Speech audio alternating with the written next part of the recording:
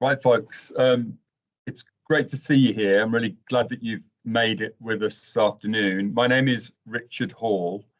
I am Professor of Education and Technology at the Montfort University in Leicester in the United Kingdom. And in terms of BERA, the British Educational Research Association, I'm a convener for the Social Theory and Education Special Interest Group. At the moment, I'm also currently working with Kate Mawson in the Higher Education SIG on a series of podcasts for in relation to higher education and the Sustainable Development Goals. But today I'm here with Christian Sadkowski to kind of open up a conversation about this thing, which this Palgrave International Handbook of Marxism and Education that I was one of the co-editors for with Iniacioli in Brazil at Fluminense Federal University, and also with Christian out in Poznan in Poland. The purpose of today really is, I guess it's a kind of soft launch for the book. We just want to give an overview of the book. It felt important that we did that in relation to kind of the social theory and education SIG with BERA, given the kind of the focus upon Marx's work and Marxism's plural, a range of kind of approaches to Marx's categorical analyses of education. The intention originally had been to do that with all three editors, but Ini, very sadly, let us know yesterday that she was ill. She's tested for COVID.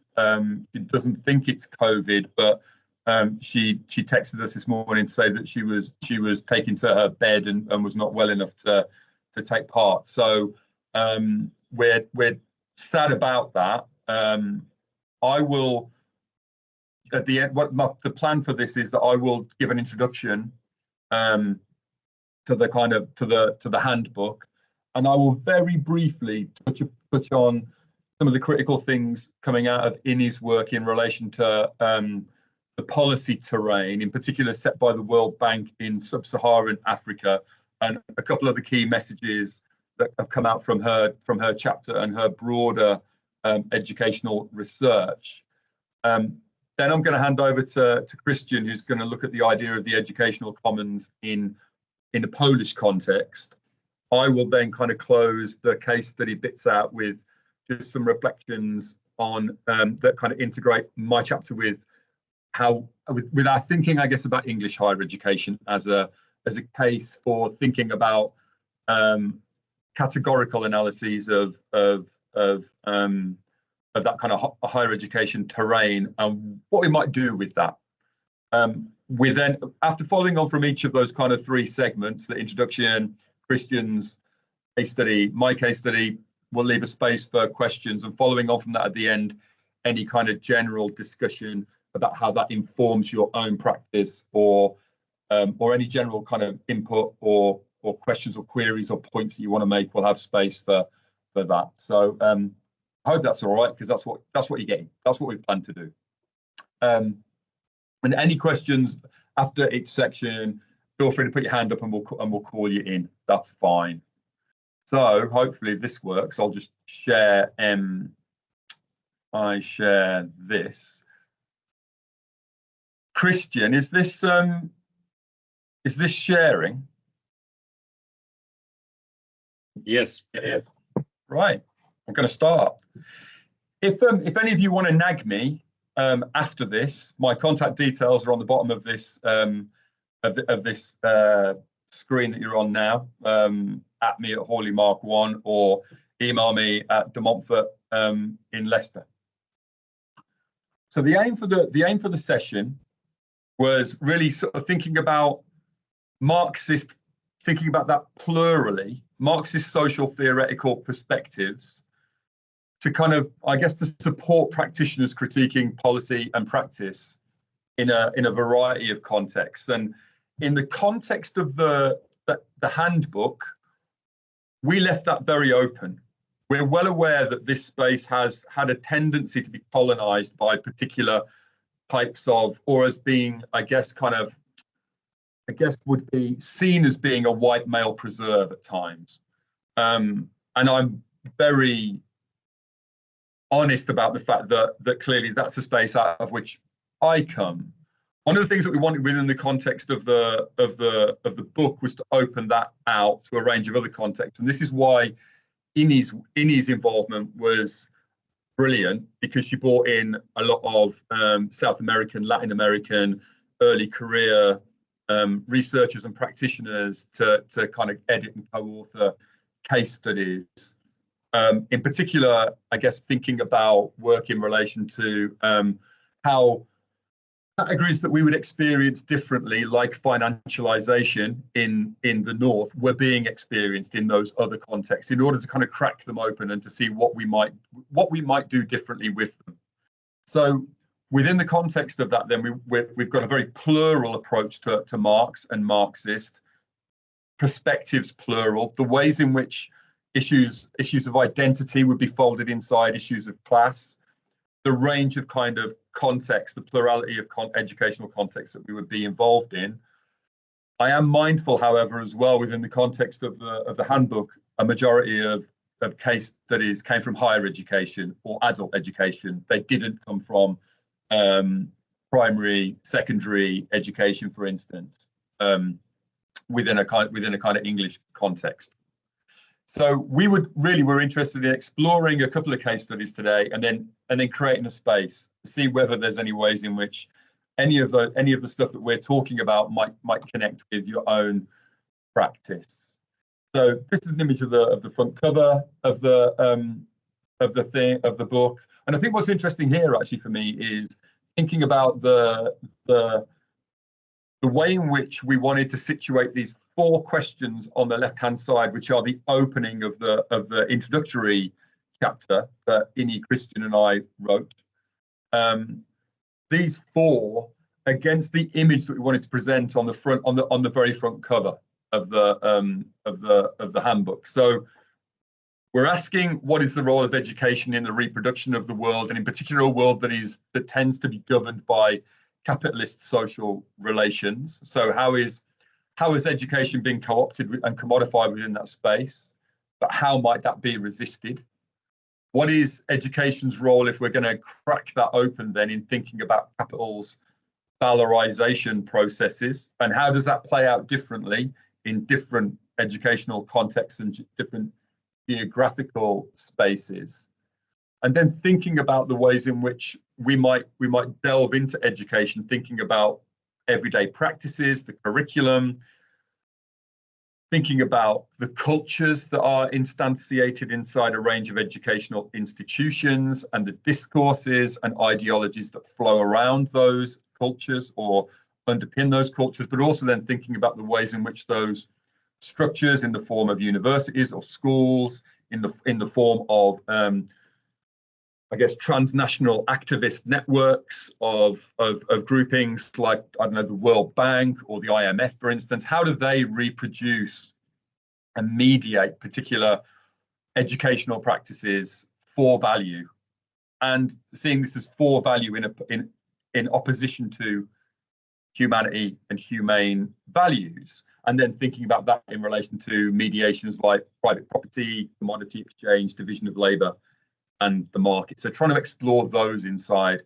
education from a Marxist perspective, and then thinking about thinking about this, I guess, in relation to, is it possible for us to sublate that, or transcend that, or reimagine that for another world? Thinking about integrating potentially with a range of kind of decolonial and indigenous thinkers' perspectives on this, and whether it is possible for us to gesture towards decolonial futures, for instance, thinking about the work of that collective. So the front cover on the right-hand side, it was very important to Ini that this represented the energy and the movement of the masses and the working class in particular, reclaiming the streets, reclaiming spaces, and turning them into pedagogical moments and pedagogical spaces. What I had been thinking about was thinking about how we reweave. I was thinking about weaving and embroidering and unfolding new worlds that had a much less kind of dynamic kind of front cover. So that was a very interesting moment, I think, in terms of how we wanted to represent the plurality of things that were happening within the work. But this is a starting point, I guess, for us in thinking about this, thinking about kind of Marxism and the role of the handbook.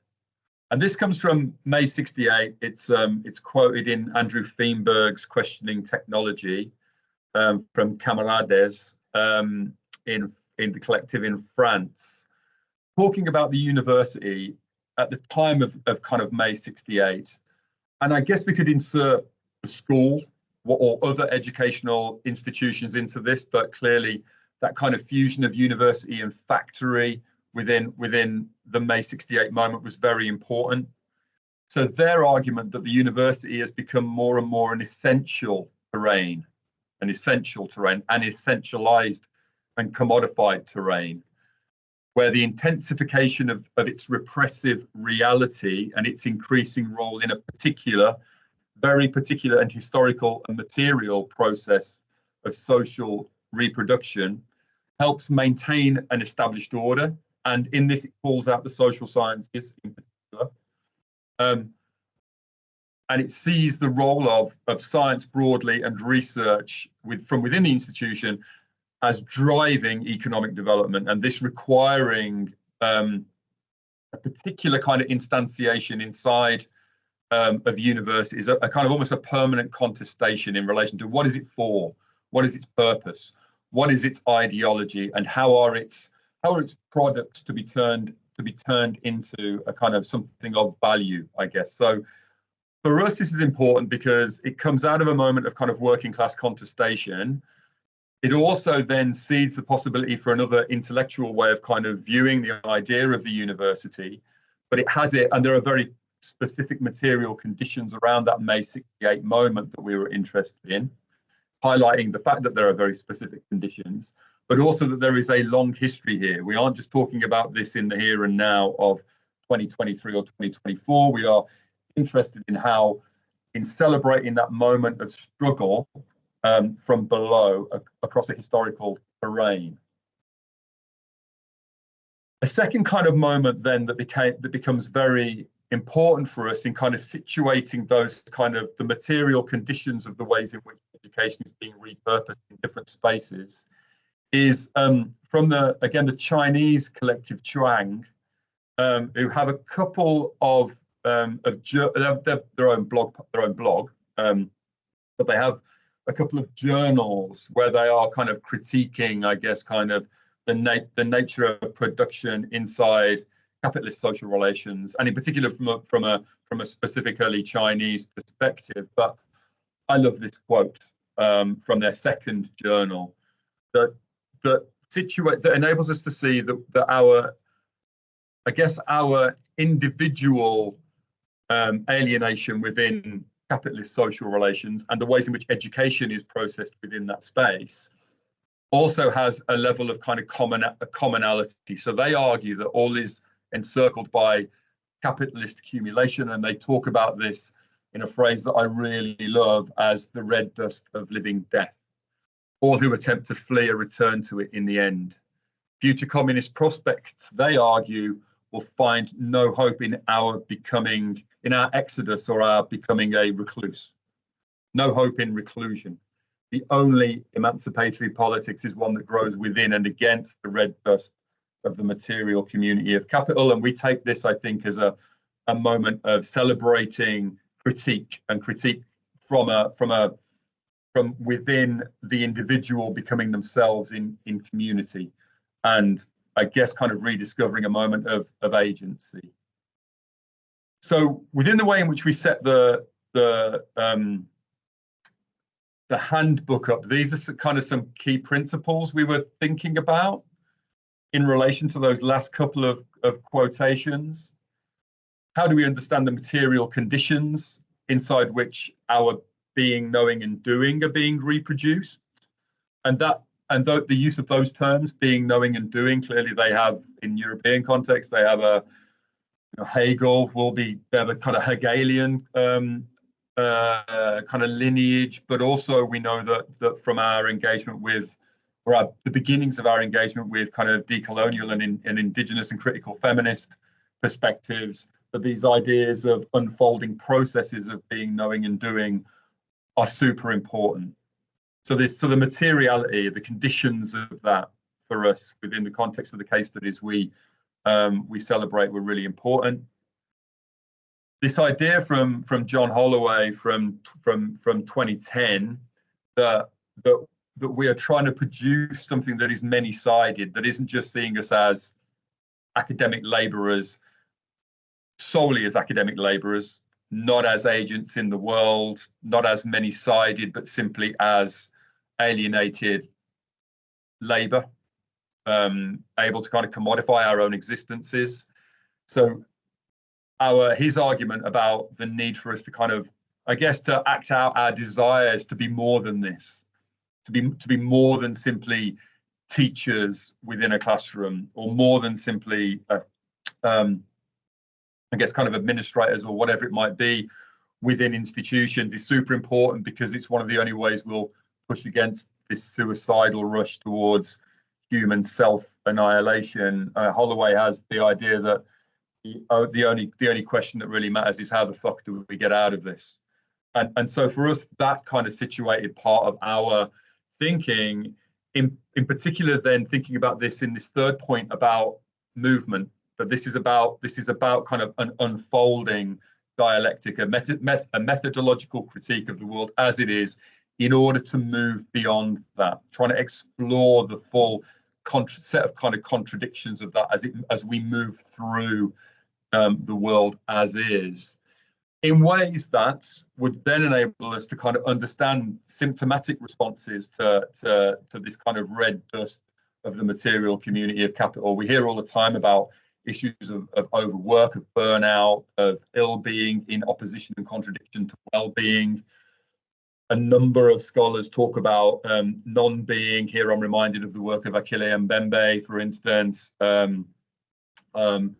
on the becoming black of the world. So thinking about kind of being and non-being, self and other in that space, and who is denied within, in particular, think about universities, spaces that are very rarefied. So we see that then in relation to kind of moving beyond estrangement, and how do we move beyond estrangement, and how do we negate the world as is? Part of this then, and a number of our authors focused upon the work of Dussel, was seeing each other, or seeing ourselves, sorry, in relationship to each other. So how do we take responsibility for the denied life of the other? What are the methodological moments that enable us then to kind of, I guess, respect that and respect the dignity of the other, again, in order to sublate or transcend or move beyond the other. Connected to that, then, we have this sense of movement. So the handbook is split into three. I'll talk about that in a couple of minutes, couple of slides time. Part of this is to understand the kind of categorical imperatives that Marx begins to kind of open up for us, thinking about some kind of key logics and areas that we might consider, for instance, in relation to kind of critique, in relation to value, in relation to the idea of value and what that means as a terrain upon which social relations might emerge, thinking about issues in relation to alienation, and the commodity form and commodity fetishism in particular.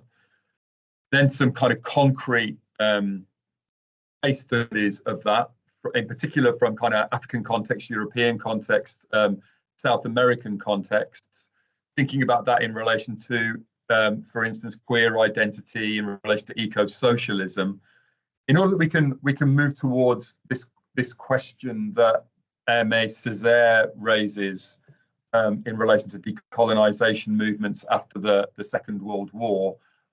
What is it that we are beginning? What do these kind of case studies help us address in relation to pushing beyond where we currently are? How do we begin the only thing in the world that is worth beginning, the end of the world, no less? And I think that this also then connects to current kind of thinking about ideas of the end of history, or the end of history, or a re-engagement with politics and what that means in a variety of contexts.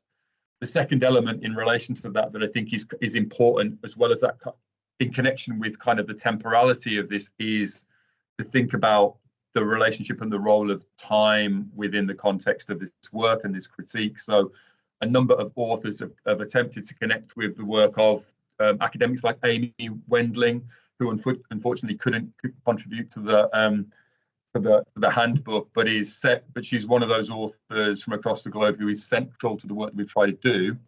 And she for a long time has focused upon time as the new God, capitalist time, and what capitalist time denies for us. So part of our response to that, certainly within the context of the handbook, is to think about time as well as place.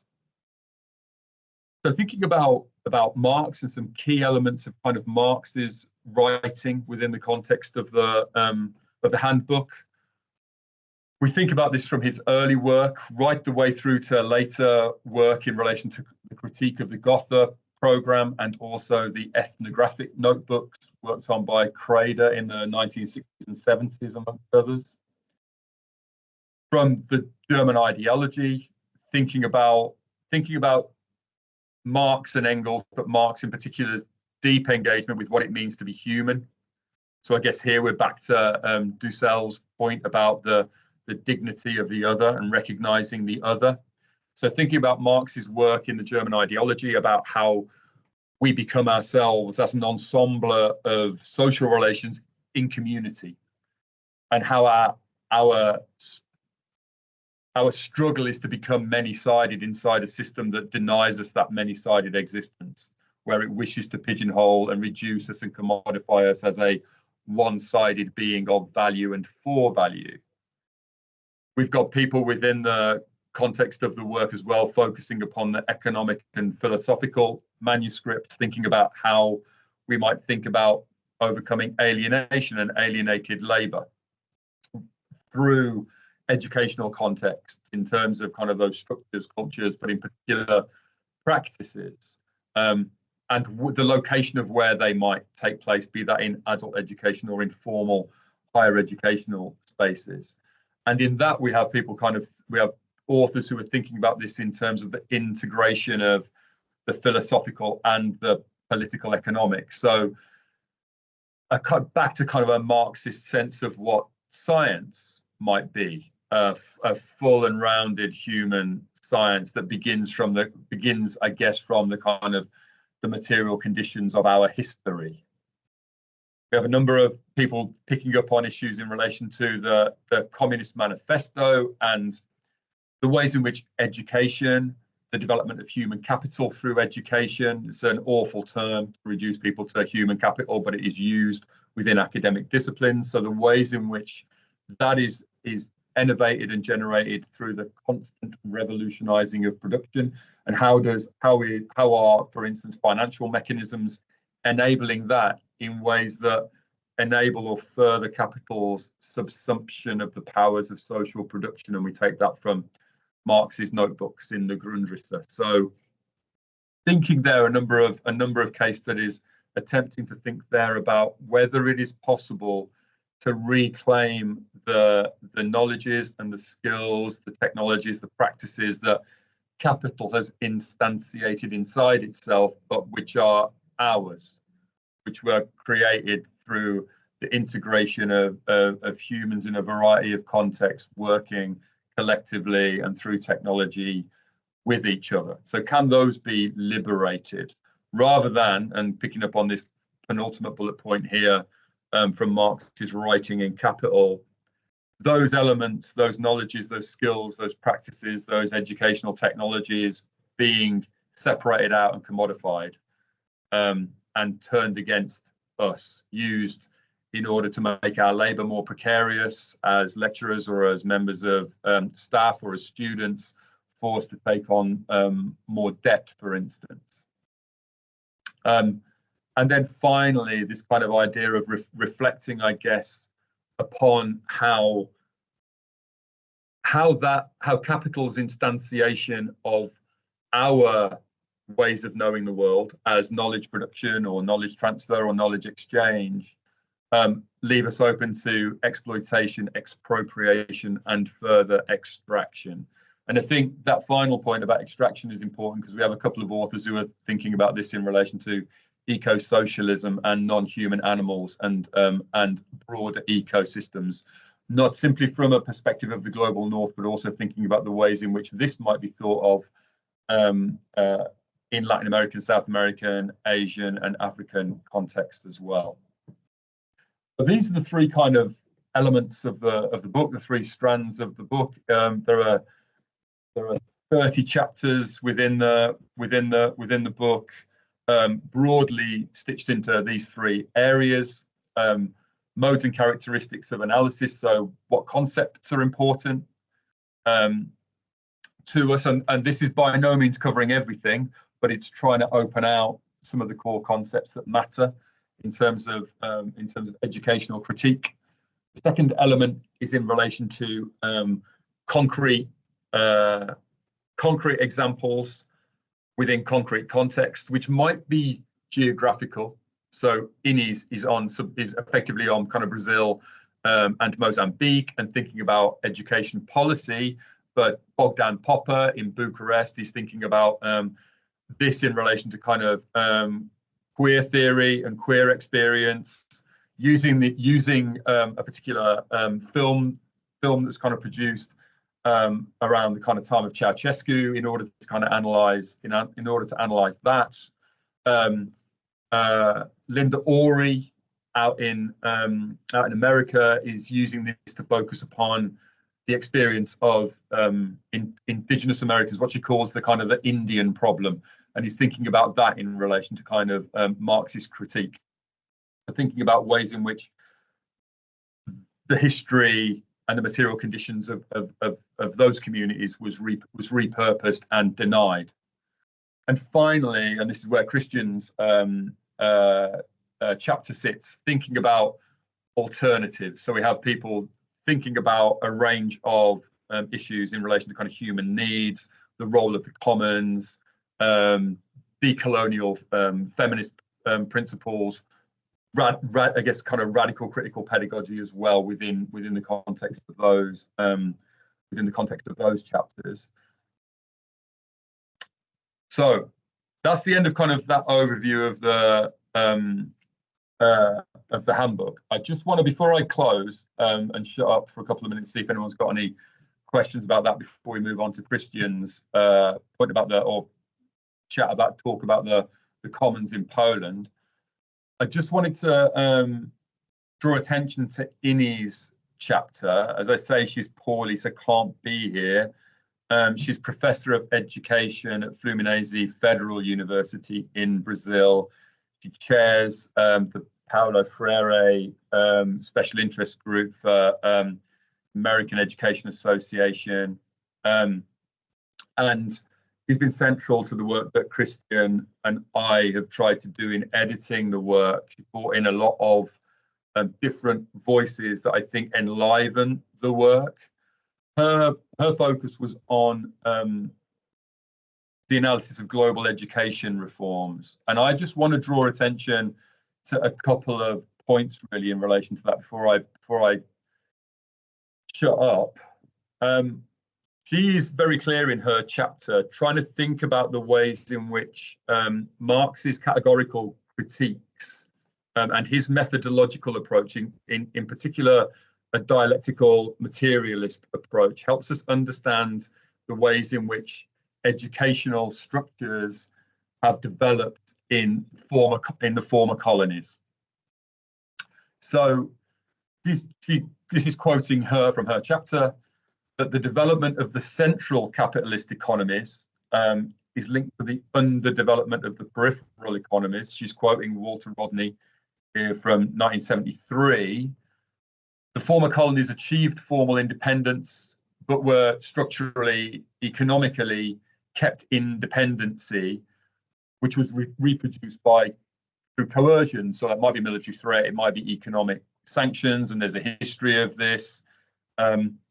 And multiple ideological strategies attempting to convince elites and also the masses of the need to adhere to a neoliberal political project. So I guess here we're connecting to ideas of coloniality, logics of coloniality, which unfold across the global terrain and maintain subservience to capitalist social relations, pivoting around those central capitalist economies. She then argues that there's a very central relationship between those ideological strategies, the development of labour, and the need to ensure that labour in those countries is competitive, it is productive, and what educational accreditation and educational policy and strategy might look like in order to make sense of those ideological strategies. So she's arguing in this second quote, she's arguing from the World Bank, a World Bank report in 2010 about Mozambique, that labour costs are quite competitive, hourly wages lower than in Kenya or Swaziland, but higher than in Ghana and Bangladesh. Even adjusted for productivity differentials, labour in Mozambique is competitive, but labour productivity needs to be increased. So the focus here, through World Bank incentives, actualised through finance capital globally, is education to increase labour productivity and to maintain competition. So this is again this idea that it is a one-sided kind of production of humanity of the self. So she goes on to argue, quoting from World Bank reports in the 1980s, the first one, about African governments spending as much for each university student as countries with per capita incomes 3 times higher, and that is problematic for them. Cost of higher education, this is 6 years later, the World Bank arguing that they are unnecessarily high, and the pattern of financing HE, higher education, is socially unequal and economically inefficient, they're arguing, on a global terrain. This isn't necessarily about what's good for the country across a multiple set of characteristics. And then finally in 1989, arguing that since independence, African governments have placed great importance on higher education. Public subsidy of this level of education has contributed to increased demand, and they see that as a problem.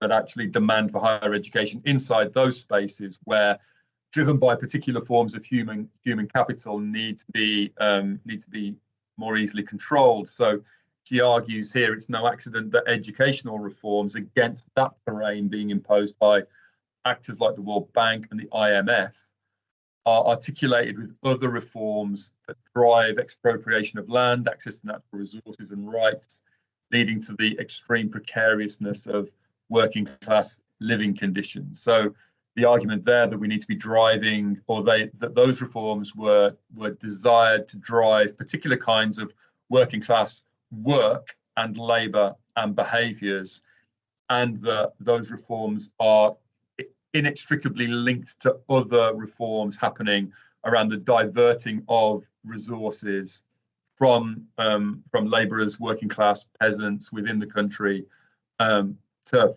firms and corporations and finance capital with its headquarters in the global north. So her pivot there is in relation to the ways in which policy operating at a transnational level inflects the material conditions on the ground and what the potential within that might be for struggle.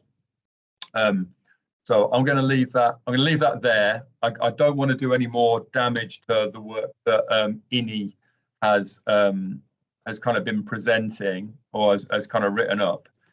Are there any questions about the handbook as a starter for 10? If there aren't, I'm going to pass on to Christian and his Commons in Poland case study.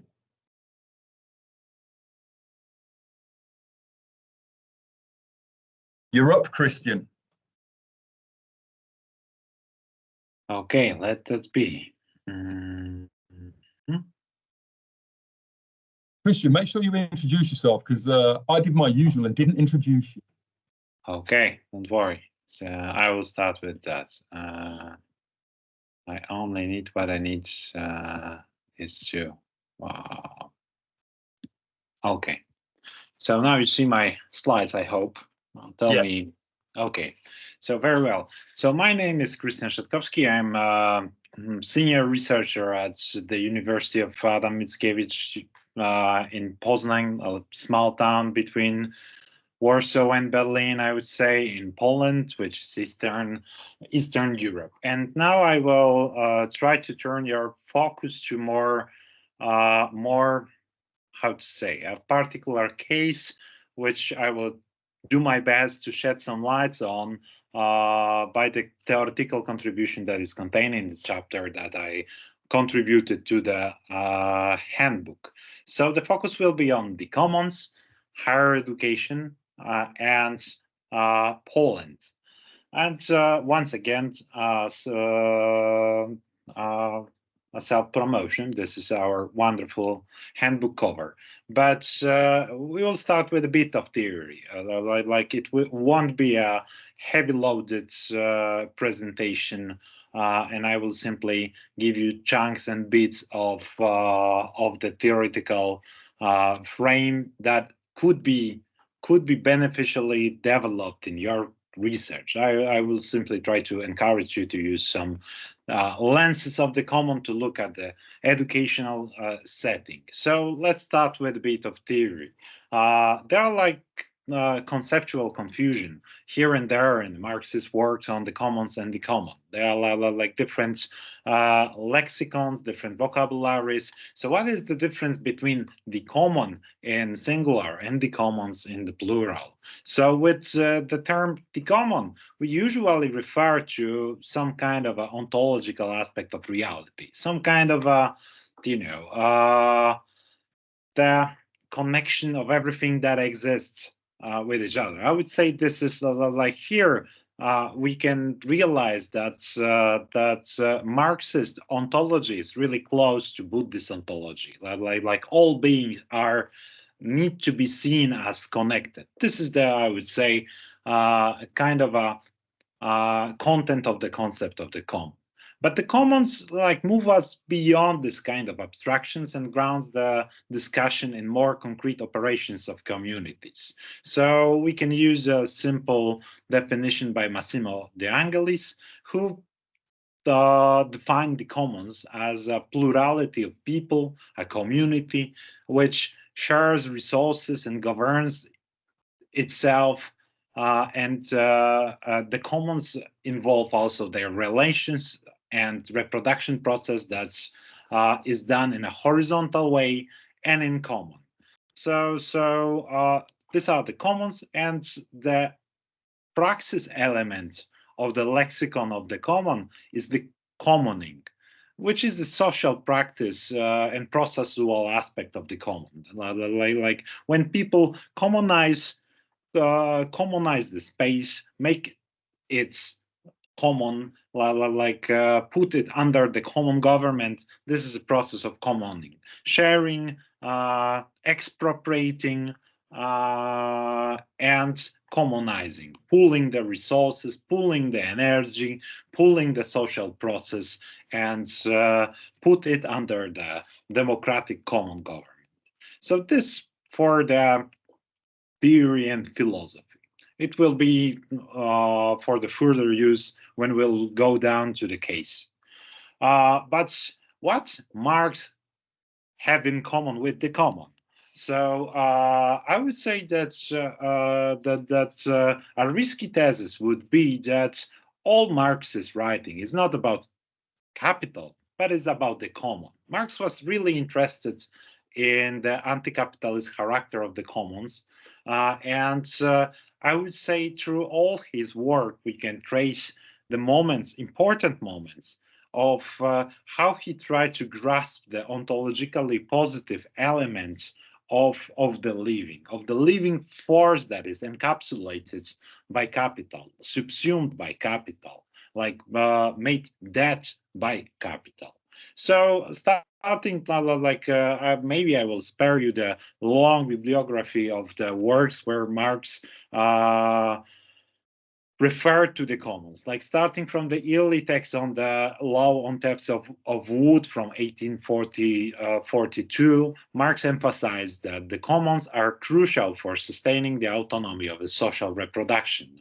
And as well as Richard already mentioned, like the common as a concept or a frame was underpinning the concept of human being, the essence, the dynamic essence of human being as an ensemble of social relations. This is on Feuerbach. And in his late, more mature economic writings, Marx started to see the common through his concept of wealth, of a transhistorical substance that simply gives the name to human and natural energy that capital subsumes and then expands through the form of value. So later in his life, he also focuses on real existing practices of organizing the political economy through the lenses of the common, I would say, focusing on cooperatives and associations as providing the different kind of political economy that can go beyond the limits of capitalism. But also on the negative note, the commons formed an important theoretical reference in Capital in the late chapter on the so-called primitive accumulation, where Marx emphasized the role that the commons plays in this social autonomy that people can maintain thanks to it. But the task of capital, if it wants to historically transform people into wage laborers, transform us into servile crowds of wage laborers, is to destroy the commons, destroy the very essence of the conditions of our social reproduction. And later in his life, Marx turned to historical research and ethnological research that he done on the alternative historical modes of organization of social relationships. And so throughout his life, the common was always there as an important reference of his work and a conceptual project. And so speaking today about the common in higher education, or the common higher education, I want to encourage you to simply use the toolbox of Marx in order to simply open the eyes to the commons all around us, how our practices are permitted by the commons, and how nearly every aspect of functioning of higher education relies on the common, and without it, it would not be functional, neither to us nor to capital. But the problem is, and this is the core message of the chapter that I contributed to the handbook, is that we notice commons only when it is too late, when they are threatened by enclosures and destruction, because this is what capital is interested in. I like to simply make us weak, servile, and subsumed. So what I developed in the chapter, and what I would like to show you on the case of Polish higher education, is two kinds of perspective. The first one is to look at commons in higher education in a diachronic way, to simply look at the development of the commons over time within a higher education, and their continuous disappearance and re-emergence in various areas of our higher education systems. And on the other end, to look in a more synchronic way of the development of the commons, like emphasizing the dynamic and conflictual context of how different actors within education and against the capitalistically structured education and higher education, aim to re-establish the organization forms and education forms and knowledge production forms based on the common, because we need the common as we need the air to breathe. So in order to educate, produce knowledge, we need this dimension of the common. So Poland, to put things in a nutshell, can be described as post-socialist mass higher education system, and I would say the two elements are very important to understand the contemporary conflictual dynamic in the higher education system in Poland. I mean, the post-socialist is important because it emphasized the legacy of different kind of political economy that was in place when the capitalist turn started in the 90s. I mean, the Polish higher education system before 1990 was full of the social infrastructure that was aimed to support a very elitist system, but anyway, it aimed to support the well-being of the workers, not well-being of the workers and students during their studies. And the mass aspect of higher education system is important because nowadays a big crowds of students are studying at Polish universities, and they are studying completely like declaratively and formally tuition-free. And here there is a picture, and the remaining part of this presentation will be full of pictures because I will try to illustrate the story of a recent wave of protests against the university, the Ministry of Higher Education and Science, and in favor of real public tuition-free commons-based higher education. These are students in my city protesting against the upcoming, back then in April 2023, upcoming privatization of students' dormitory. So this is one of the snapshots. But going back to the system and its discontents.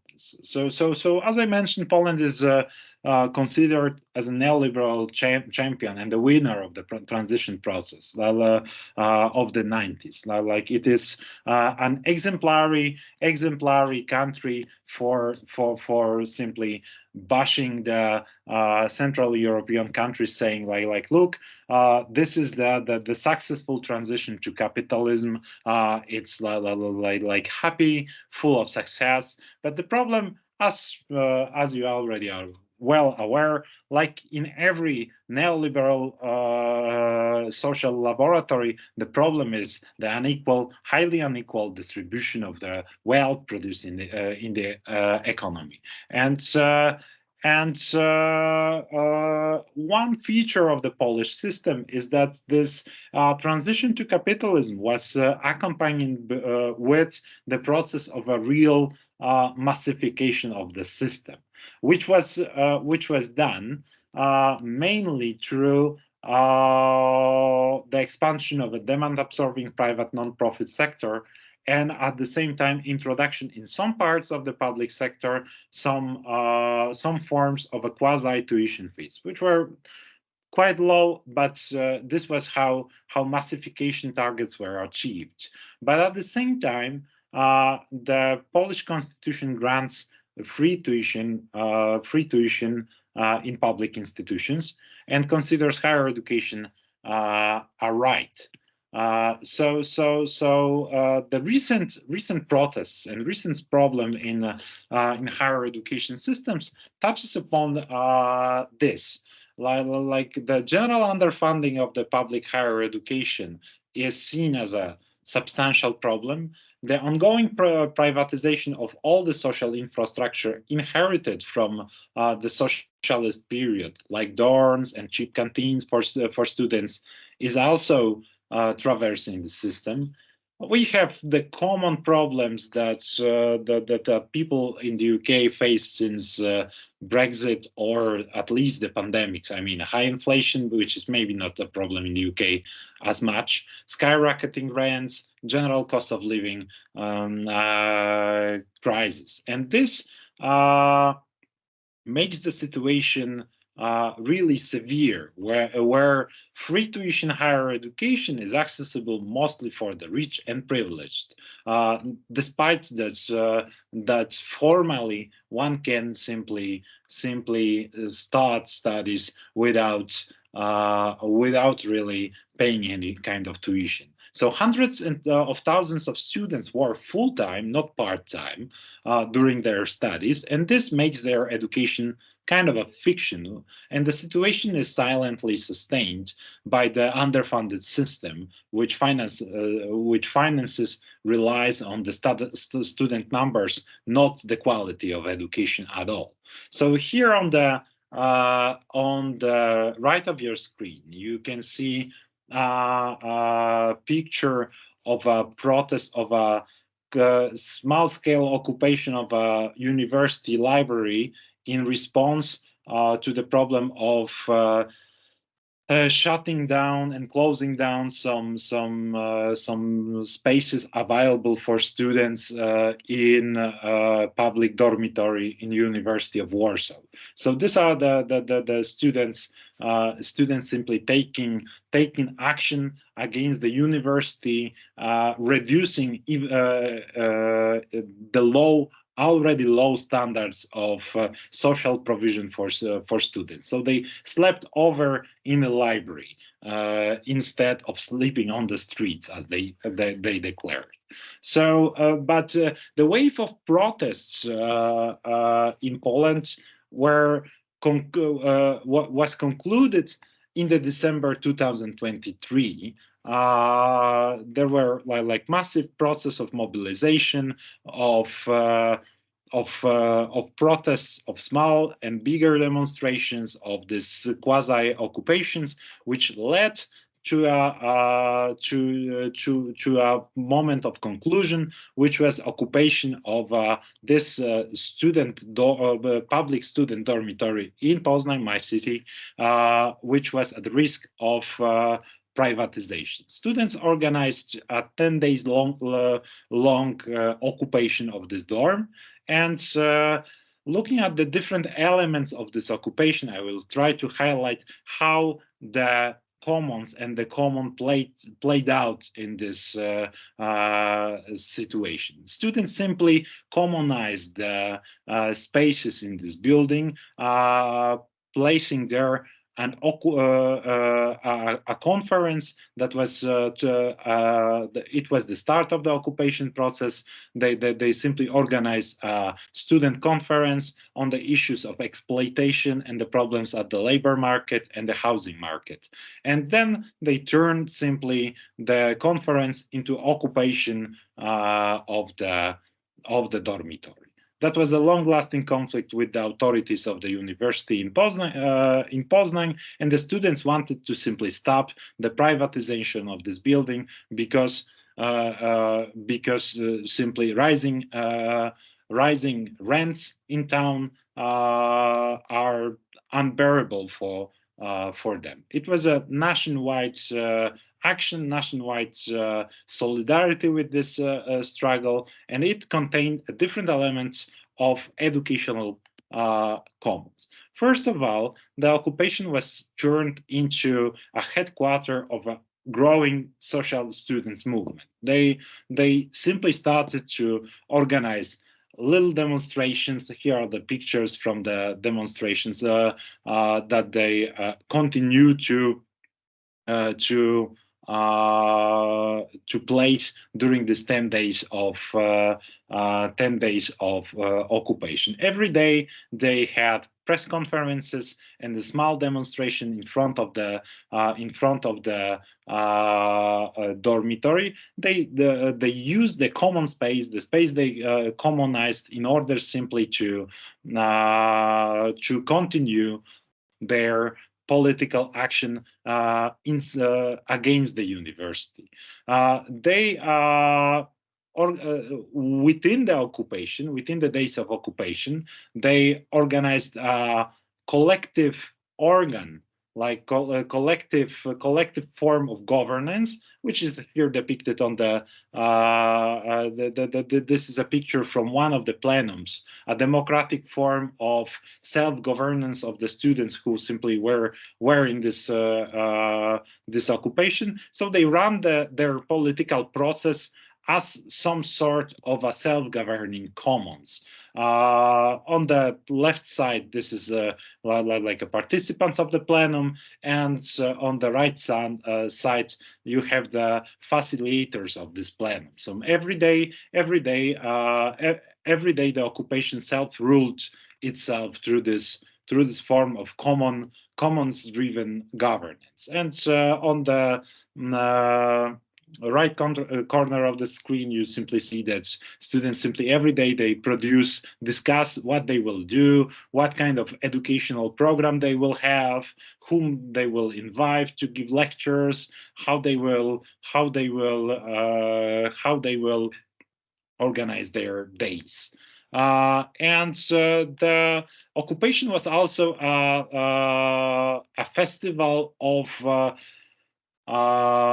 of democratic education. Students invited lecturers from all over Poland to come to give the lectures in the occupied space. The lectures were transmitted to other towns, and the lecturers gave the lectures on the content that the students wanted to hear and wanted to use in order to learn more about the problems they face.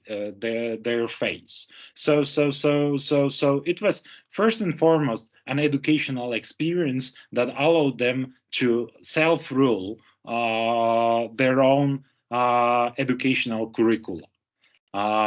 The occupation was also the place of simple common living, like conviviality of students, that they also organized themselves. They slept over on the floors. They created a common library. They share books. They had the experience that Polish capitalist universities no longer provide to students. Like Polish educational context is not comparable with the UK universities, when the capitalist university organized spaces of sociality and social rooms and so on. The students really wanted to have this kind of space and experience, but never were provided with something. So they simply formed that during the days of occupation. They also solved collectively in common a problem of food, which is also one of the crucial elements of this movement. Students protest because they are like not provided with the chances to consume cheap food in canteens on the universities. So they organize cooking process, and here are also two pictures of them doing this after the occupation. Like they decided, learning from the experience that they had during the occupation, like cooking in common. They decided that they will provide the food to the students on the campus. So they cook every week. They cook a huge bowl of warm soup, and they distribute that on the campuses. So this is another element of the commons. Yet another element was the process of learning how to produce a newspaper of their own as a tool of commonizing their postulates and the struggle. They produced before the occupation and after the occupation kind of political newspapers that discussed their own issue. I know that for example, in the UK context, this sounds like a really basic action because every political organization and your campuses are full of that, have newspapers and so on. In Polish context, this is really a new development after the 30 years of nearly deserted political reality of the public universities. But most importantly, the student won the struggle. The students managed to attract the media attention of the whole country and forced the newly elected Minister of Higher Education and Science, on the picture on the right, to come to their occupation and declare that the dormitory will not be privatized, and it will be saved with public money. It will be refurnished. And also the special funding for expansion or expansion of the public dormitories will be inserted in the public budget later on. So that was a victorious struggle that also teach the students how to organize in commons and through common. But last but not least, students also managed to produce a documentary book on the experience in order to simply produce knowledge in common by the students and share it with other students who never participated in this kind of experience. The book contains 57 interviews with the students who occupied the building. This is not all the participants. The book contained political analysis with this, by the students, some contributions from the lecturers who conducted their classes, and it will be also distributed as a kind of a knowledge commons with free material copies and open access PDF. And it was produced in 3 months after occupation, and the book launch of the book will be in few weeks. From now, and the students wants to use this knowledge produced in common and shared in common in order to simply stimulate the further protests all over the country. And here you have, I know that I exceeded my time. I will simply share with you 2 quotes out of many really nice quotes from the interviews with the students, who simply emphasize the role of the common government and the student-led government of the universities as something crucial that they are not only experienced during the occupation, but they would like to see expanding in the next days, next periods. And generally, in these interviews, students emphasize that the educational experience that they had during the occupation, the education that they can form, participate in shaping, give it the directions, is the form of education that they would like to see in their universities. As the student concludes, here, in fact, the way universities in Poland are at the moment just makes science and studies disgusting. They are such an unfriendly space, artificial, cold, where you just go to work, to a factory of future workers. Then you go home and rest. But during the festival of this occupation, the students learn that there are education commons that are as well in, against, and beyond the university. The commons, the reproduction spaces that they tried to defend through the occupation was something that they see still remaining in the shell of the capitalist university that they struggle against. The commons also laid at the core of their protest and being against the conjuncture and the system, as well as the common-led struggle and common-led education is something that go beyond the current form of capitalist university. And I think that this is a lesson that these concepts can simply allow us to see something more about our educational experiences. Thank you very much. That's that. That's lovely, Christian. And reminds me, before I ask if anyone's got any questions, of that range of kind of writing that's emerging at the moment, including Rodrigo Nunes's neither vertical nor horizontal, but also that array of work that's coming out around the left populist movements of the 2010s. I think it speaks to some of that energy as well. Does anyone have any questions for Christian about that?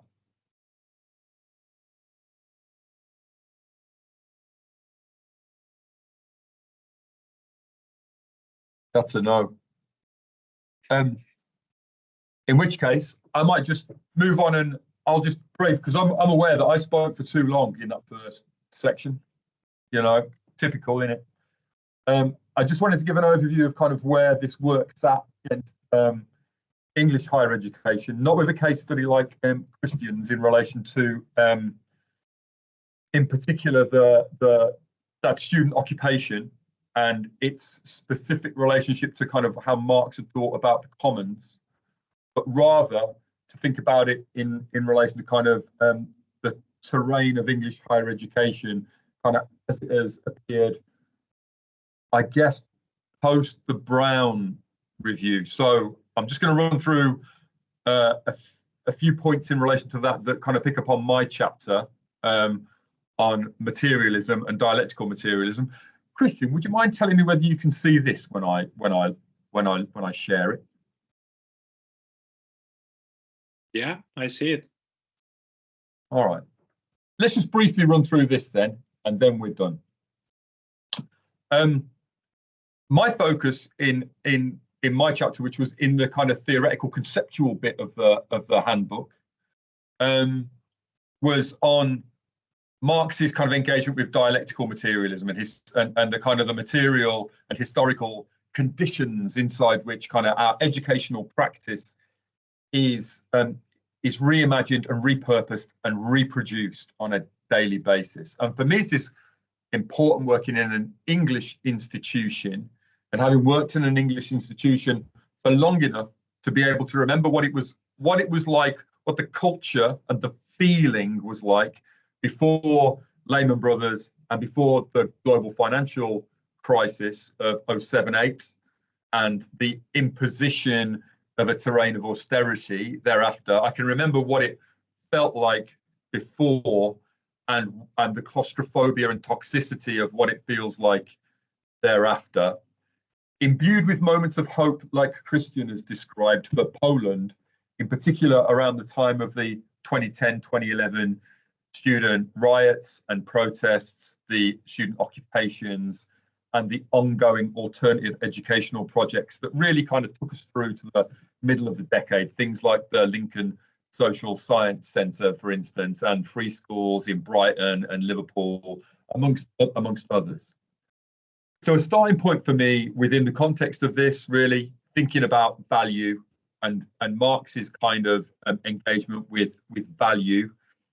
Value as a well, capital really as a kind of I guess as a realization of value in motion, and value has kind of a number of moments in terms of it being in production and circulation and accumulation, and then an unfolding terrain of commodification, which is supported by alienated labor. So we see the ways in which academic labor becomes alienated, increasingly made precarious, fragmented, fractionalized, turned against us, taken away from us. And the way in which ideologically inside English higher education, this pivots around value for money, efficiency, productivity, a terrain is driven and governed and regulated by the Office for Students around value for money, and that value for money being for students and taxpayers, students and their families who are taking on a £9,250 debt or paying outright for their fees annually, and also for the taxpayer. And that conditions whether a university has degree awarding powers linked very tightly to student outcomes. So employability, the ability for students to pay down their debts. So that terrain is super important, and it connects to, this is a quote from Kemi Badenoch, who is now the business secretary, but at the time she was responding to the commission on the report of the Commission on Race and Ethnic Disparities, where she was refusing the idea that there were any structural disadvantages or differential experiences between different groups in society, that actually what the government's higher education policy was about levelling up and creating a system of inside which merit would rise, inside which there was space for social mobility, inside which, as long as you are resilient enough, you have enough mutual support in your own networks, if you work hard enough, that is what drives success and achievement. So the argument here that there are no systemic or institutional structures that are marginalizing, and this is important because her focus is very much symptomatic that within the context of higher education, we're not going to talk about value and the production of value and the ways in which that structures social relations. We're going to talk about teaching quality and standards. We're going to talk about choice-based consumer rights of students, that if we can involve the competition and markets authorities, that will enable us to have a terrain upon which everybody has the opportunity to succeed, and that there will be transparency in relation to targets. And this focus very, very much on employment and employability. So reducing, commodifying, fetishizing employment as a one-sided experience of higher education. So within the context of the chapter that I have written, this is too much text, I understand, Marx is very clear about us understanding our practices, our teaching practices, our learning practices in relation to the social conditions, the very specific social conditions out of which they emerge. So Christian's just talked about Poland and that Polish experience 30 years after the fall of the Soviet Union, upon which a particular terrain of public and private had emerged, where there were very specific state-based but also local and individual conceptions of the common and education, whether it is free or to be purchased or not, and that struggle erupts around those conditions and around the ways in which a particular actor comes in and tries to kind of reimagine and repurpose those particular conditions. So we're very clear within the context of this chapter that comes from Marx, and that it's important that we understand those social conditions in order that we don't simply focus upon the symptoms of crises, which might be in relation to kind of living costs for students, or a mental health crisis for staff and students, for instance, or precarity or chronic overwork. These are all super important, but we don't want to fetishize those as the end game. We're looking to kind of strip back and see what are the conditions that have caused that, the contradictions that cause those symptoms, and what might we do about addressing those collectively then. This is also important, we argue, because we want to move away from fetishizing a former golden age of education, that we can hark back to a golden idea of the university, for instance. We also don't wish to kind of think about, I guess, kind of wishful utopias, blueprints for what education beyond capitalism might look like, and get kind of bogged down within the context of that. We want to do exactly what Christians and the students in Poland have done, which is everyday deliberation about what those conditions and contradictions are, and mindful of that, what's our next step then? We have an idea that actually we wish to move beyond these kind of alienating conditions that currently constrain us.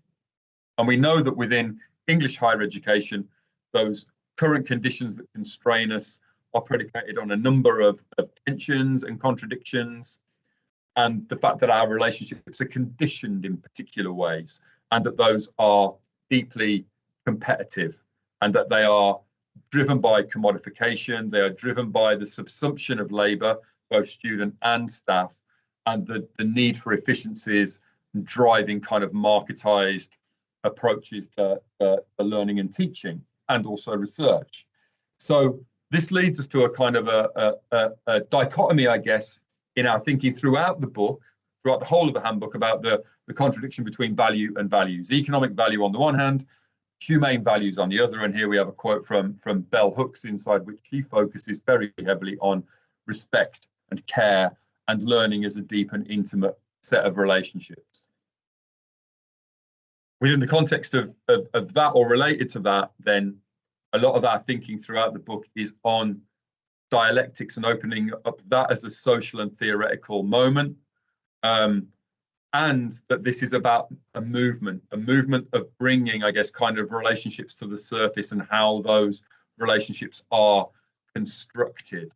So thinking dialectically is fundamental. We have a quote here from Engels, thinking about the relationship between concrete practices, exactly the kind of thing that Ini was talking about in relation to Mozambique and World Bank policies that lead to practice on the ground in relation to education and higher education, and who should have access to that, or in relation to kind of what Christian has been talking about and who should have access to free accommodation, what that means for living conditions and studying conditions within Polish education.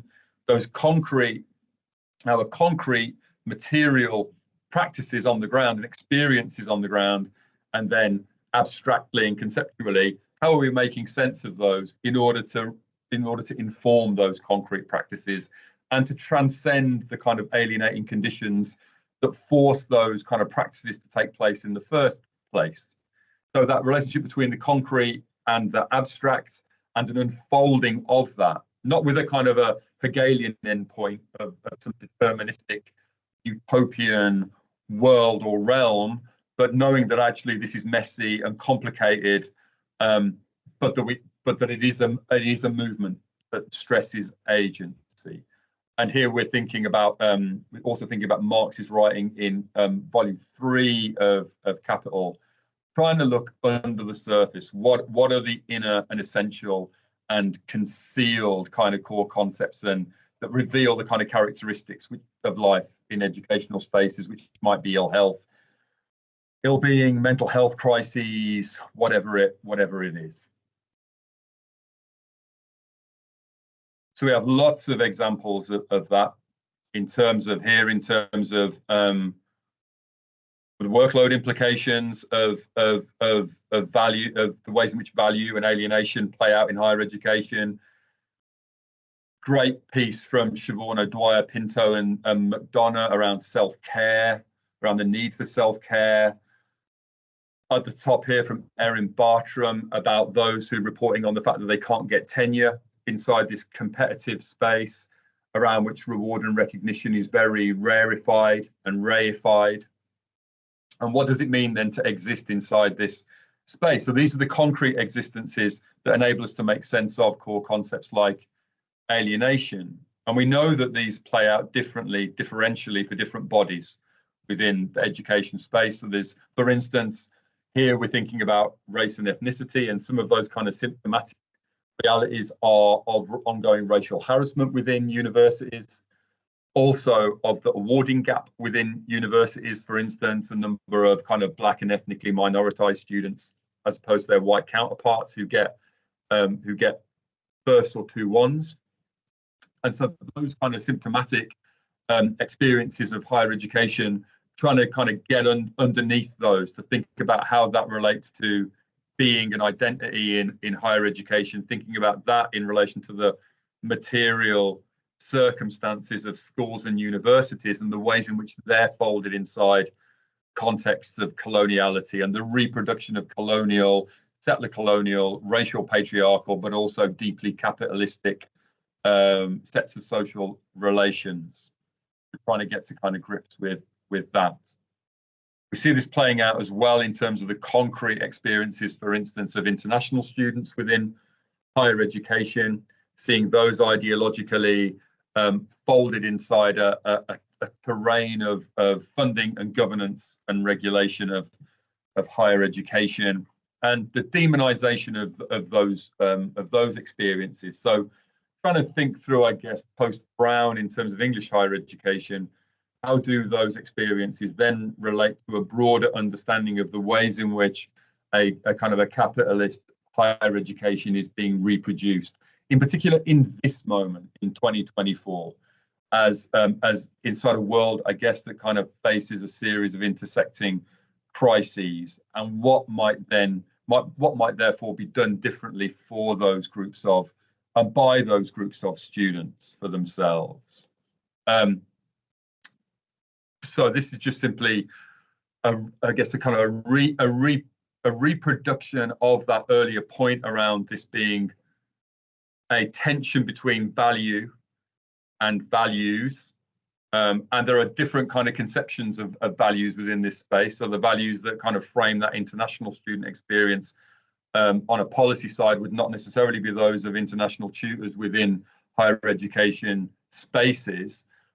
Crucially, trying to sort of deconstruct those in the kind of material context of now. So why in the context of English higher education are we experiencing the kind of engagement with international students in this particular way, and what might therefore be done differently? Is there space for agency and pushing an alternative, or not? Has that been foreclosed?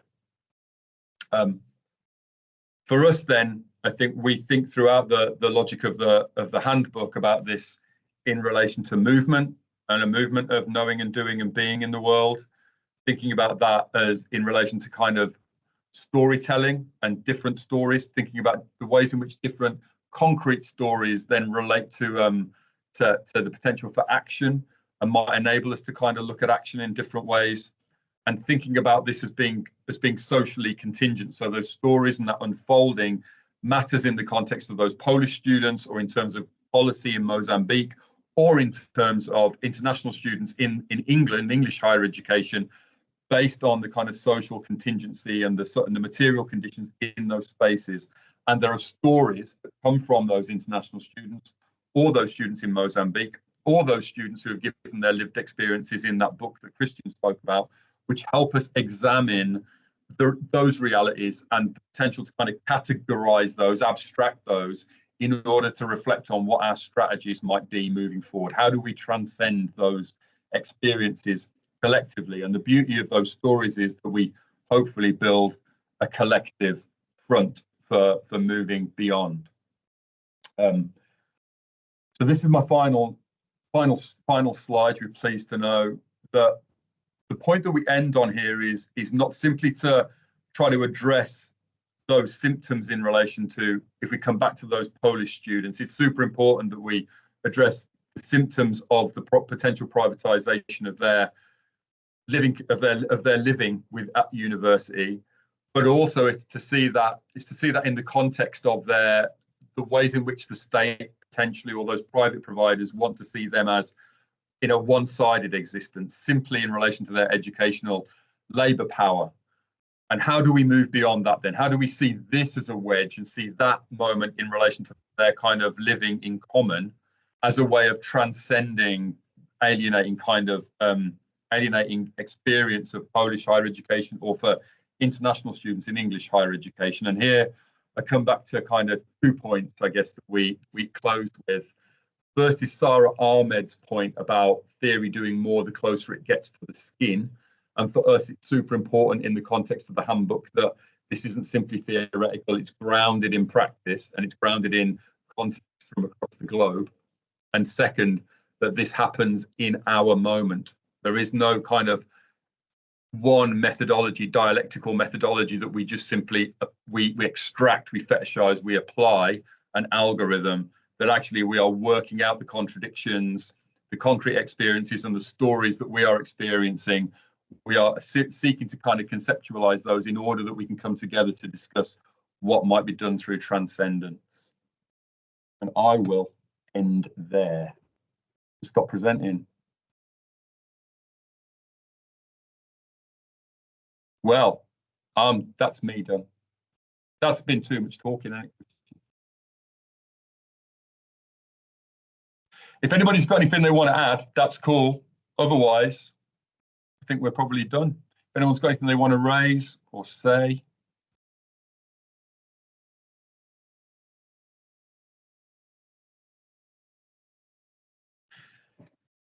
Nice ending with the Adorno quote. Yeah, sorry about that. I know you're not a huge Adorno fan. No, it's like wonderful quote. You know, I like that quote. I like the fact that in the context of the book, there were all of those kind of different voices, and we've only had these two, me and you, today.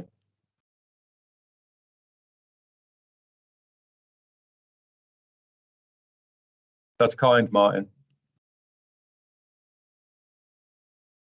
What is it, Christian, about how do I learn to talk less? How do I learn to talk less?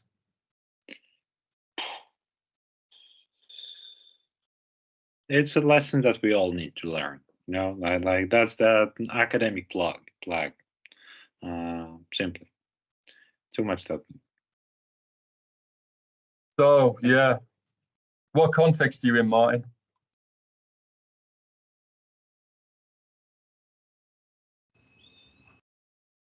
Hi, can you hear me? Hello. Yeah. Hi. Yeah, no, I'm just starting out as a PhD student at UCL, having been a teacher in secondary school all my life. In London? No, down in Portsmouth, and then in a sixth form college, and then in a independent school, progressive school in Petersfield, which tries to go against the state ordained way of how education should be.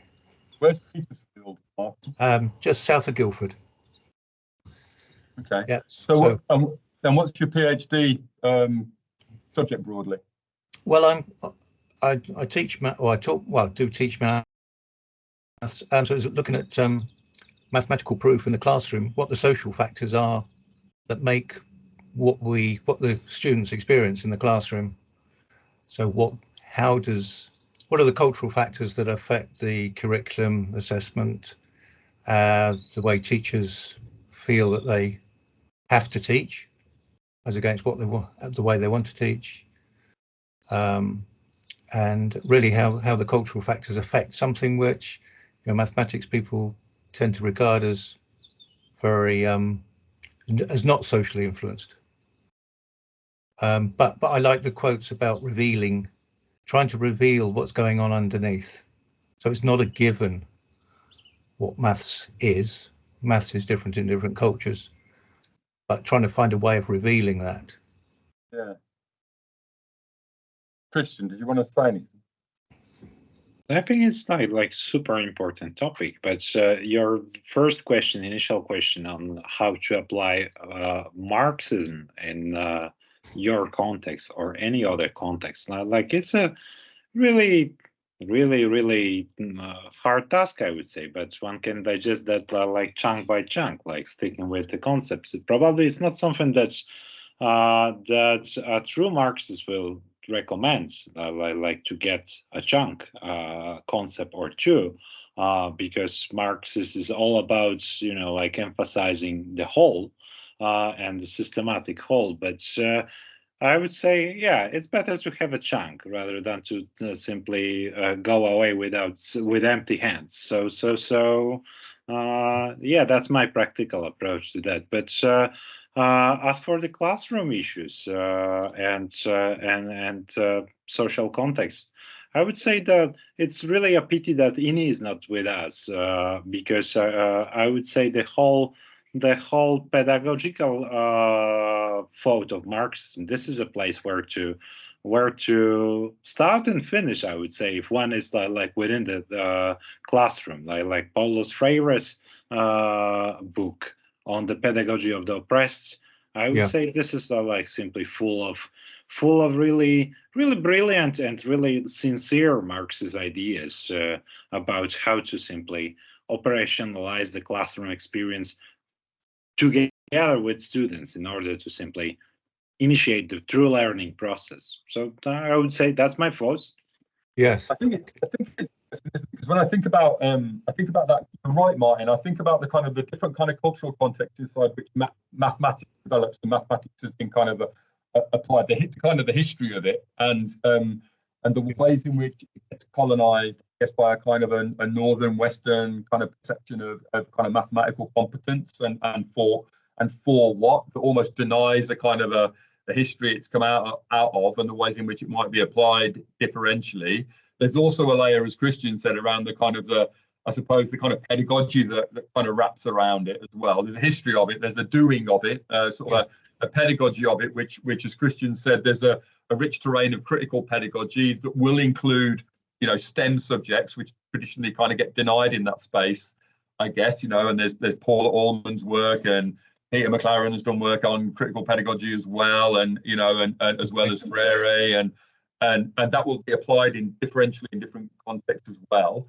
There's then that sort of sense, I guess, coming out of other ways of critical feminism, critical race will also have a kind of a sort of sense of this, and there I'm thinking about people who've been critiques of, I don't know, the ways in which medicine has been developed, like is it Jim Downs' book on Maladies of Empire, where he thinks about the ways in which medicine was shaped by slavery and your ability to measure people, because you've got them captive within slave ships, over decades, and you're transporting millions of bodies. Or Chandra Prescott Weinstein's work on astrophysics, disordered cosmos as a black queer woman, and so there's ways in which these subjects are being disrupted as well, through a kind of a focus on class and its intersections with race, ethnicity, gender, sexuality. So there's the doing and the kind of curriculum, the need of the system to kind of credentialize and accredit for value. There's the actual lived experience of a range of people trying to make sense, works for them or not. All that gendered stuff around, well, girls are no good at STEM, are they? It's a boy subject in it or whatever. Also within that, then how that maps across the reward and recognition for teachers, and thinking about the regulation and the governance of it in that way. So I think that one of the things that Christian's right to point out is that this is many faceted, and it's going to be difficult for you to kind of come at it from every direction. But thinking about the interrelationship between those lived experiences and the structures, cultures, practices envelop that and reinforce it will be really important for you. And I think that as Christian says, something coming out of critical pedagogy, which does have a kind of, well, for me as a Marxist kind of flavour, might be a really nice starting point. Won't be your end point, but might be a starting point for some of that. Yeah. But, also old dusted Marxists would say that there is no better way to enter the fantastic realm of Marxism than the first chapter of the first volume of Capital, on the commodity, and how generally this is like when one will simply meditate over this chapter, especially with a mathematical background, one could simply get out of this, like how abstractions are formed, like how they are how they socially constitute themselves, and how the commodity movement is like involved in. And another That's interesting. Yeah, that's but the chapter is dull and full dull, like on the surface. On the surface is super dry, like especially when it is Marx is starting to use his like some kind of mathematical formulas, and simply to expose very simple concepts. But there is also a really I would say one of the most rich book that was written with the inspiration of the first chapter of Capital is History and Class Consciousness by Georgi Lukács, simply George Lukács. And this is I would say an elaboration of this powerful chapter on how abstractions form through the movement of commodities and how they start to rule our life and how they influence also the sphere of science, social science, how abstractions rule our life Right. in That's so capitalist societies. And maybe this will be a line for inspiration. That's really interesting because, you know, abstraction can be one way of describing what mathematics is about. And you know, what one of the limitations in teaching and perhaps the curriculum is that teachers are not looking to provide the means for children to abstract. They're looking for rote learning. Yeah. And therefore it holds them back. But the people who do have the doors opened are then able to access the higher levels. Well, I think this. Go on, Christian. Sorry. But at the same time, you know, there is another side to this, I would say, and this could be also productive line of thinking about what's going on in the classroom. Why different cultures really have a different approach to abstraction, I would say, which simply then blocks them from learning the Western capitalist mathematical paradigm. And I would say there is another maybe rarely read in the Anglophone context, but already translated into English, like in the 80s. The book by Polish economic historian Witold Kula. I can write in the chat if you want. This is like a book entitled Measure and Man. Which is the history of how measures formed through history, through different forms of production in different societies, from Africa to Europe, through Asia, and to the moment of modern invention of abstract measure, which is the moment of a French Revolution, universalization of measurement standards. So this is a really nice Marxist book on the methodology, which is another context for understanding, like because, you know, like when we come from different cultures, not from the West especially, the rootedness of abstract thinking is simply different, economically different. Like we all live in capitalism, but once we have different forms of ruling our economic reality, we start to think differently. So maybe this is another line, relativization of the Western dominance of abstract measurement. I will put a link for you in the chat. Okay. Wow. Thank you. I think as well. What Christian reminds me of, Martin, is in the first chapter of Capital. I didn't start with Marx back in the day. I started with people who try to explain Marx, and then I went to I kind of moved into it. And I think that there is that sort of terrain in the that we see opened up a little more in the early stuff, where he's beginning to where he's talking where for me he's talking much more about kind of this idea of essence and connecting it back through a tradition of kind of German philosophy, really, but seeing that kind of essence philosophically kind of stitched into kind of capitalist repurposing, a political economic kind of one-sided repurposing, really, and then into kind of capital. But that first chapter on the commodity form, as Christian says, is pivotal for a lot of thinkers.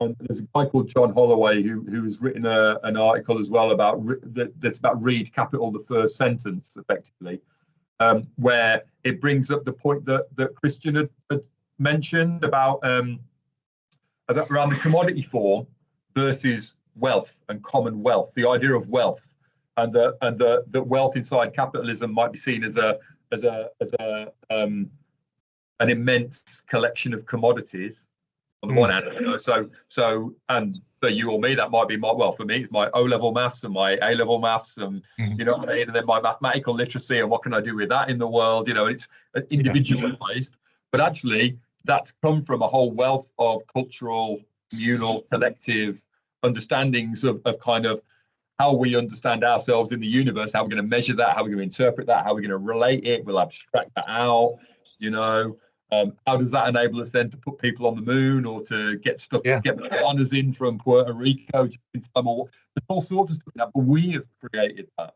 I think Marx does talk about some of that in relation to kind of the general intellect in the Grundrisse, and a lot of people talk about that. And there's and also in that kind of first chapter of Capital, the idea of the commodity form and how do we interpret wealth then? And it strikes me that some of these kind of subjects like maths, you know, that there are, we might use them as case studies around wealth and the way in which our Commonwealth has been repurposed for accreditation, rote learning, whatever it might be. In Innie's case, in terms of kind of the Mozambique experience, she talks quite a lot about the ways in which there was a depression on the number of people going into higher education, a reification of those individuals, because actually what they were interested in was very low-level skills, really. And so rote learning, that kind of thing, very functional kind of learning, was the thing that was being sort of predicated by World Bank policy. So it has its own kind of flavour even in those spaces too. Yeah, very interesting. Gosh, you've given me a lot to think about. Well, yeah, you know, but you have to go with what feels comfortable to you in your own context, you know, and there'll be some concepts, some ways of thinking that make sense, and some that don't, and you run with the ones that help you explain your experience in relation to mathematics in the classroom. Yeah. Okay. Yeah. And this idea of the commons and the Commonwealth. Yeah. What an interesting, and thinking about maths as being this commodified, and everybody's got their own little bit of it, privatized it, and okay, all right. It is. That's cool. I mean, and remember, your PhD thesis is going to be 80,000 words. You can't do everything. Yeah, this is the problem, isn't it? Yeah, the focus is always the problem. Yeah. That's great. Right, I'm going to go and chapter 1 then. Okay. Thank you very much. Cool. All right. Take care of yourself, Martin. It was nice speaking with you. Good luck with all of that. Thank you very much. Cheers. Bye. Well, Christian, I'm not sure whether there's any more questions. Maybe we'll wrap it up. Maybe we'll call Dan back in and wrap it up. Yeah. That was quite nice, though, a conversation about maths. Yeah, you see, always pleasurable in the context of Marx to have a conversation